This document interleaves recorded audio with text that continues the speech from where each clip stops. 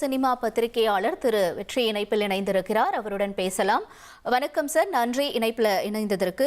Sir, இந்த முறை அதாவது தமிழில் பார்க்கும்பொழுது பார்க்கிங் திரைப்படத்திற்கும் அதே நேரத்தில் மியூசிக் டைரக்ஷன் அப்படின்னு பார்க்கும்பொழுது ஜிவி பிரகாஷ் அவர்களுக்கும் இந்த விருது என்பது வழங்கப்பட இருக்கிறது. தற்பொழுது ராம்குமார் பாலகிருஷ்ணா விருதினை பெற்றிருக்கிறார். அவருக்கு உங்களுடைய வாழ்த்துக்களும் சார். அதே நேரத்தில் இந்த விருதுகள் பற்றி உங்களுடைய கருத்துக்களையும் பகிர்ந்து கொள்ளுங்கள்.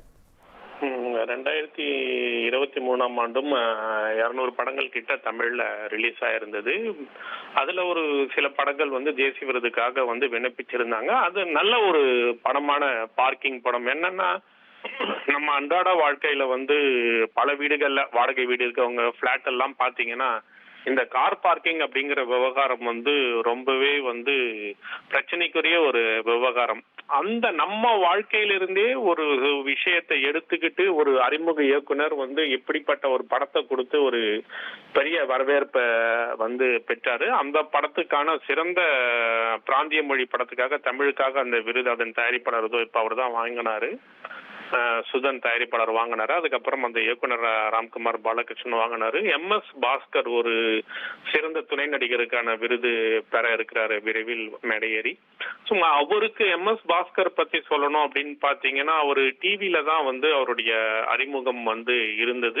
டிவி தொடர்கள்லாம் நடிக்க ஆரம்பிச்சு அதுக்கப்புறமா சினிமாவுக்கு எண்ணற்ற கதாபாத்திரங்கள் பண்ணியிருக்காரு. அதாவது ஒரு சிறந்த பின்னணி கலைஞர், பின்னணி குரல் கொடுக்கக்கூடிய ஒரு கலைஞர். அவர் பாத்தீங்கன்னா அந்த காலத்திலேயே அவர் ஒரு 20 அவர் சினிமாவுக்கு வர்றதுக்கு முன்னாடியே ஒரு நிறைய படங்களுக்கு நிறைய நடிகர்களுக்கு ஒரு பின்னணி குரல் டப்பிங் கொடுத்திருக்காரு. அவரு அப்பவே பாத்தீங்கன்னா அவரோட திறமையை பத்தி நான் கேள்விப்பட்டிருக்கேன். நானும் அப்ப டிவில வேலை பார்த்துட்டு இருந்தேன். பாத்தீங்கன்னா தமிழ்லயே உங்களுக்கு ஒரு விதவிதமான ஸ்லாங்ஸ் பேசக்கூடிய ஒரு மெட்ராஸ் பாஷை பேசுவாரு, மதுரை தமிழ் பேசுவாரு, நெல்லை தமிழ் பேசுவாரு. அவர் இன்னும் பாத்தீங்கன்னா தெலுங்குல இருந்து வரக்கூடிய மொழிமாற்று படங்கள், அப்புறம் ஹாலிவுட் படங்களுக்கெல்லாம் கூட அவர் இங்க தமிழை டப் பண்ணும் போது அந்த படங்களுக்கெல்லாம் ஒரு பின்னணி குரல் கொடுத்திருக்காரு.